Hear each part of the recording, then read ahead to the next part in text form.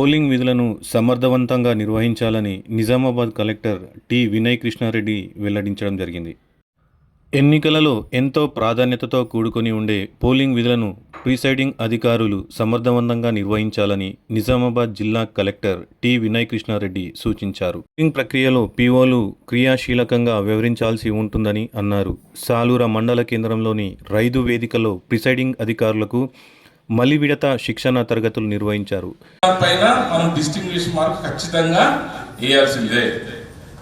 Presiding officer సంతకం ఉండాల్సిందే, అదేవిధంగా పోలింగ్ ఏజెంట్ సంతకం ఉండాల్సిందే.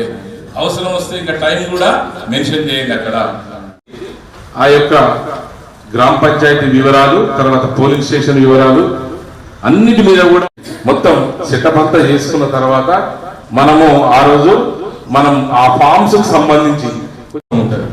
ఖచ్చితంగా ఒకవేళ లేట్ గా స్టార్ట్ అయ్యి పరిస్థితి ఆ యొక్క బ్యాగ్స్ తోని అక్కతోని సీల్ చేయడం జరుగుతుంది. ఆ అట్టముక్క కూడా సంతకాలు తీసుకోండి, మీరు చేయాలి, వాళ్ళు కూడా చేయాలి. ఆ విధంగా చేసిన తర్వాత కరెక్ట్ దయచేసి బుక్లెట్ పెట్టుకొని లైన్ టు లైన్ చదవండి. సో మనం పిల్లలకి ఎలాగైతే లెసన్ చెప్పినప్పుడు గైడ్ చేస్తామో ఫైనల్లీ పిల్లలైతే చదువుకొని ఎగ్జామ్ రాయలేదు.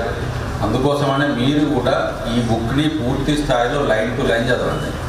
ఇప్పుడు నేను ఒక టాపిక్ గురించి చెప్తే ఆ టాపిక్ మీద నాకు వెళ్ళి ఊరికి వెళ్ళినప్పుడు మీ పక్కకే కనిపిస్తూ ఉంటారు. నా పేరు లేకుంటే మీరు ఓటు వేయించరు. ఎందుకంటే డిసైడ్ చేసే అధికారం మీకు కానీ నాకు కానీ లేదు, ఓన్లీ ఇయర్ ఓకే ఉంది. కాబట్టి అసెంబ్లీ ఎలక్టోరల్ రోల్లో ఉన్న వాళ్ళు మాత్రమే ఓటర్. వాళ్ళకి అర్హత లేదని మీకు కళ్ళ ముందు తెలిసినా వాళ్ళు ఓటరే.